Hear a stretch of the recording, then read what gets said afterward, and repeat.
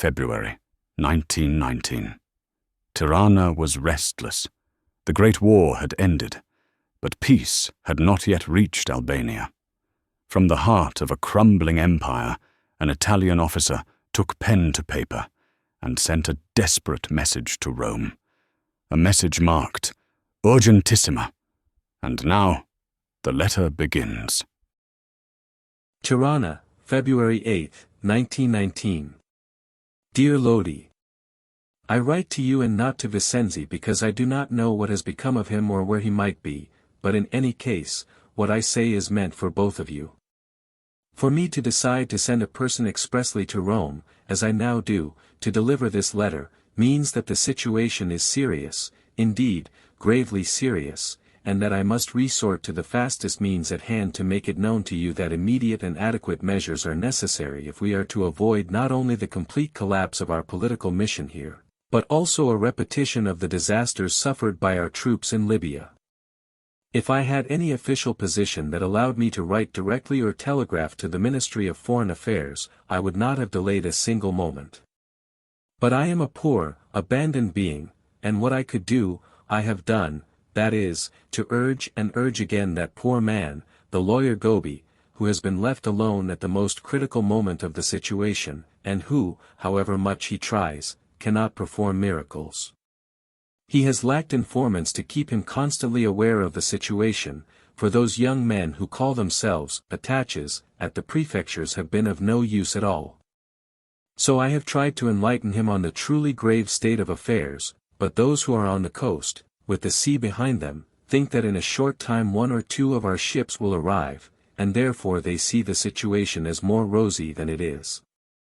The same can be said for those who are in Valona or Durazzo, who believe that, with the few troops that remain, as if they were Garibaldi himself, they can carry out energetic actions, and so on. But here, with clearer understanding, one can see that with a minimum effort the armed bands of the Beys and of the new governments they have formed would soon overpower our poor and few soldiers, easily blocking the well-known passes toward Lodi, and further back the one at Vora, preventing any delayed reinforcements from coming to their aid. Artillery would be of little use, for it is well known that these bands employ a system of guerrilla warfare and dispersal. I had Gobi telegraph me to come there for better coordination, but he hesitates, and time is pressing while events advance. To act on my own initiative, I have not done so, because those in Valona would be capable of holding me accountable, therefore, since I have not been called from Rome, I have not wanted to waste time but, to ease my conscience, I seek at least, by writing to you, to prevent as much as possible the grave things that may occur. I do not know what is intended there in Rome, but the positive facts are the following. Kicap 1. The provisional government no longer has any force, because it has been abandoned by everyone. It has appointed prefects and sub-prefects, etc., but they remain only where they adhere to the Southern Albania faction of Mufid Bey. In all of central and northern Albania, there is complete defection, except perhaps a small following of Esmin Toptani for Mustafa Kruya, a party that is already disintegrating because of intense propaganda, and even Mustafa Kruya himself is not secure. In conclusion, the new government formed after the recent meeting has now drawn in everyone. It is the emanation of the entire Albanian people, prepared and well prepared for a long time, while nothing was done by us or by the dying government to counteract it in time with the necessary propaganda combined with acts of energy and force, which, as you well know, are the only things appreciated here. Kicap 2. To attempt on our part to sustain such a dying government would be real blindness, if not madness. What Gobi proposes, to hold a congress in Durazzo to arrange some reshuffle, perhaps to bring into the new government someone favorable to us, such as the chief of Elbasan, would be useless. No one would attend such a congress, and even if invited, none would accept, since, I repeat, all public opinion has now turned against us. Our external enemies have worked well, and now, apart from the Albanians themselves, one can say that in Albania the final card is being played between Italy and Yugoslavia. Kicap 3. Nothing remains for us but to orient ourselves toward the new government, which, though composed partly of elements hostile to Italy and to our policy, could, if properly handled, still modify its attitude toward us. But, mark this well, on our side there must be no weakness, but an immediate display of real force, which could bring the fanatics back to reason and at the same time uphold our prestige. To attempt, with the few troops we have, any act of energy such as some of our people wish, arrests, hostilities against the new government, etc., would be utter imprudence. A single spark could ignite the conflagration which would bring about disaster for us. Consider carefully what I say, it is not the expression of an exalted man, but the calm opinion of one who examines the situation serenely.